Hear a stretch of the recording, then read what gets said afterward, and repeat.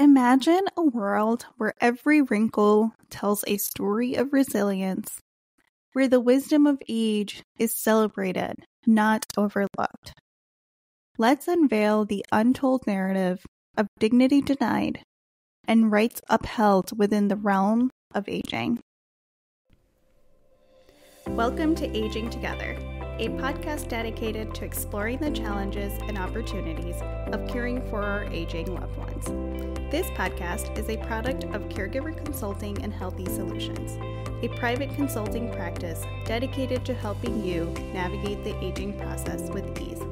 Together, we will dive into a wide range of topics, including health and wellness, financial planning, caregiving, and more. This podcast is for everyone, whether you are an older adult looking to age in place, a caregiver seeking support and guidance, a young or middle-aged adult planning for the future, or simply someone interested in learning more about the aging process. I hope you'll join me on this journey. Let's navigate aging together. What's up, everyone? I'm your host, Pooja, and you're listening to Aging Together. December is Universal Human Rights Month.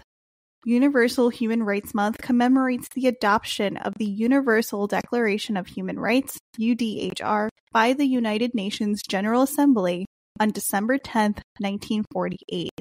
This landmark document serves as a foundational framework, emphasizing the inalienable rights of every individual, regardless of race, gender, age, or creed.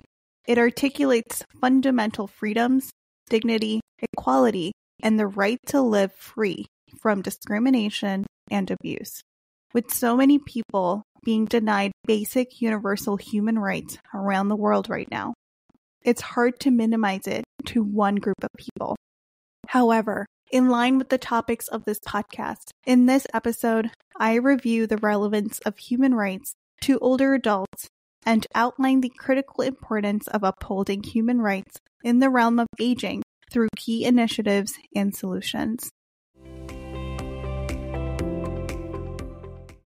Human rights refer to the fundamental rights and freedoms that every individual is inherently entitled to, regardless of nationality, ethnicity, gender, religion, or other status.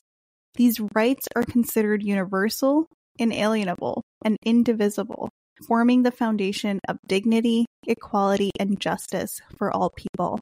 The concept of human rights encompasses a broad range of rights and principles, including civil, political, economic, social, and cultural rights.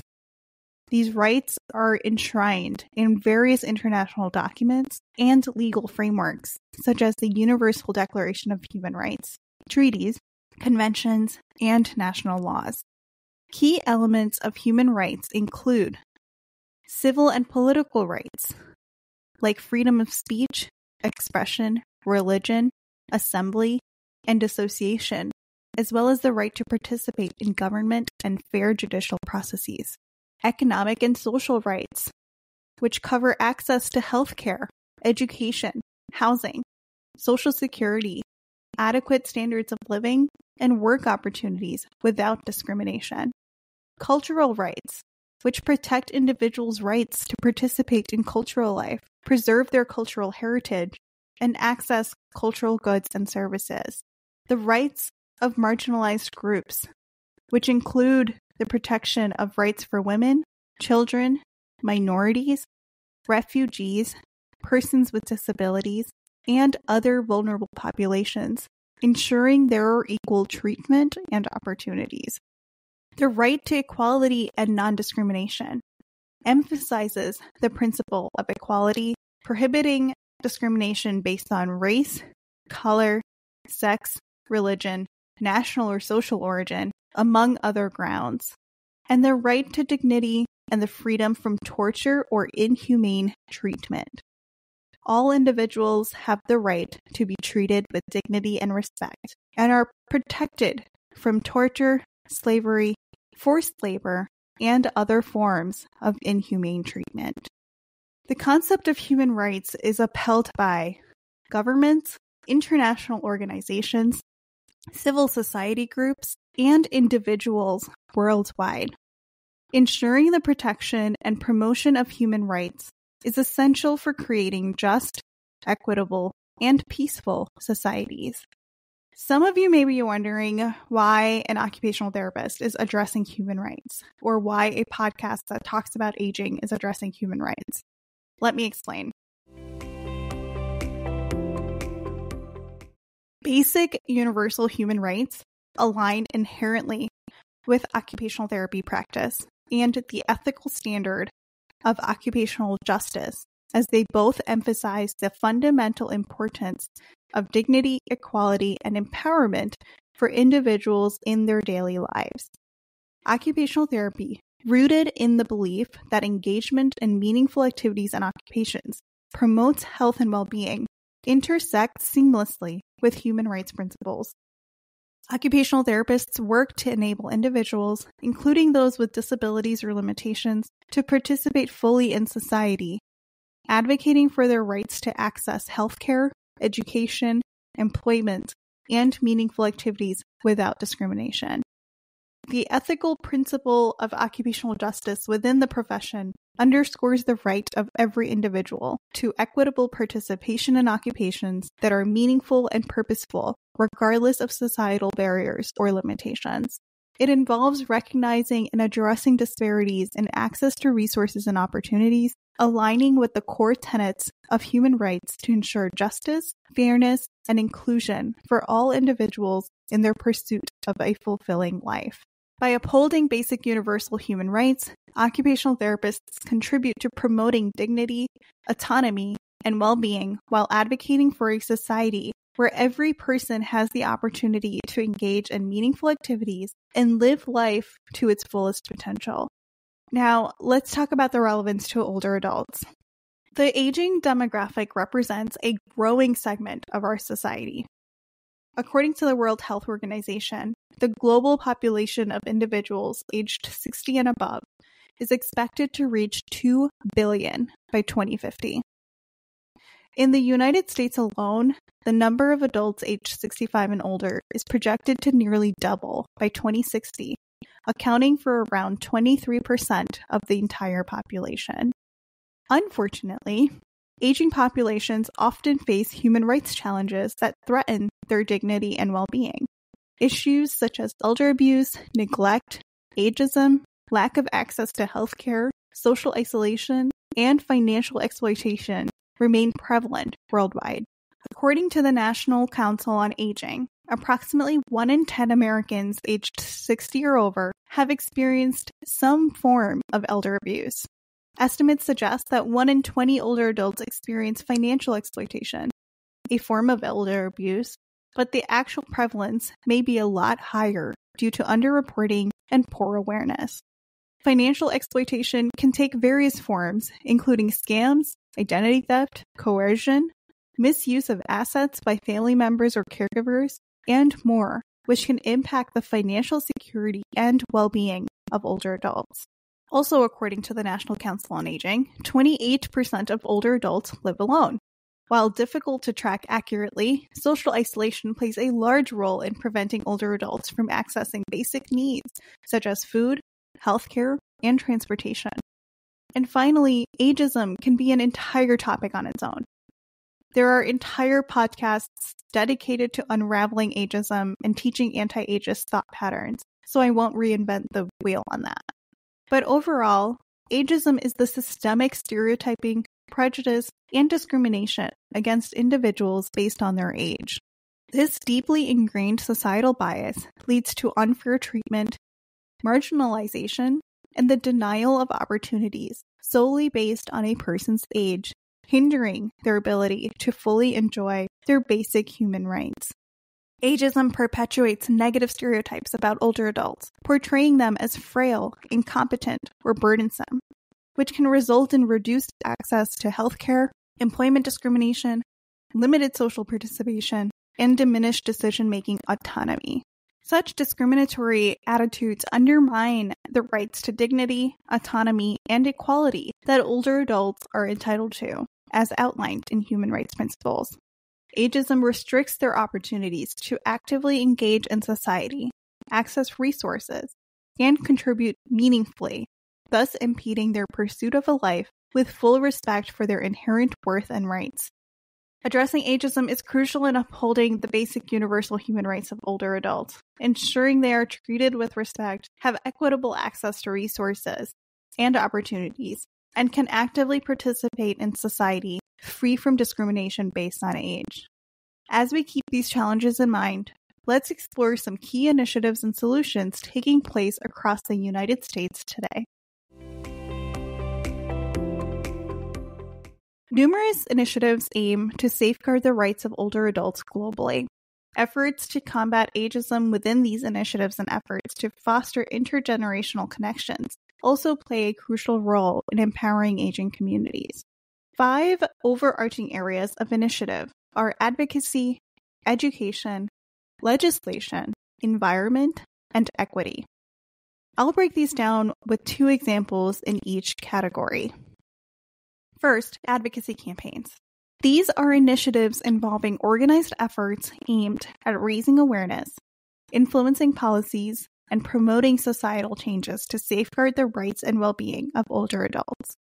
The 2 examples I have are the Elder Justice Coalition and World Elder Abuse Awareness Day. The Elder Justice Coalition, or EJC, is a collective effort of organizations advocating for elder justice policies and programs in the United States. They work towards raising awareness, supporting legislative reforms, and promoting systemic changes to prevent elder abuse and protect the rights of older adults. World Elder Abuse Awareness Day, WEAD, is an international campaign observed on June 15th each year. Their aim is to unite communities worldwide to raise awareness about elder abuse, encourage reporting, and educate individuals on preventing mistreatment. Next, education. Educational programming involves initiatives that provide structured learning experiences or resources designed to inform and empower older adults, caregivers, and communities about relevant topics such as health, safety, or intergenerational activities. 2 examples here are the Ageless Grace Program and AARP's Foundation's Experience Corps. Ageless Grace offers innovative brain health fitness aimed at older adults. It focuses on engaging participants in exercises that stimulate neuroplasticity while educating them about the importance of physical and cognitive well-being in age. The Foundation's Experience Corps by AARP recruits older adult volunteers to tutor and mentor young students, emphasizing intergenerational learning. It provides training and resources to enhance the educational experience for both older adults and children. And here I'm also going to put in a self-plug for this podcast, dedicated to educating you, the community, on how to age well. Next, legislative measures. Legislation involves legal actions and policies that are enacted by governments or institutions to create laws, regulations, and protective measures aimed at preventing mistreatment, neglect, or exploitation of older adults. 2 examples here include the Elder Justice Act and the Guardianship Reform Laws. Enacted as part of the Affordable Care Act, the Elder Justice Act, or EJA, aims to prevent elder abuse, neglect, and exploitation by providing funding for adult protective services, enhancing reporting mechanisms, and supporting research to understand and address elder mistreatment. Several states in the U.S. have implemented legislative reforms to safeguard older adults from financial exploitation or abuse through guardianship. These reforms involve stricter oversight, periodic reviews, and training for the guardians. 4. Environment. When we talk about environmental initiatives, we're looking at efforts that are focused on creating inclusive, accessible, and supportive physical and social environments that cater to the needs and preferences of older adults, fostering independence and social engagement, also known as age-friendly environments.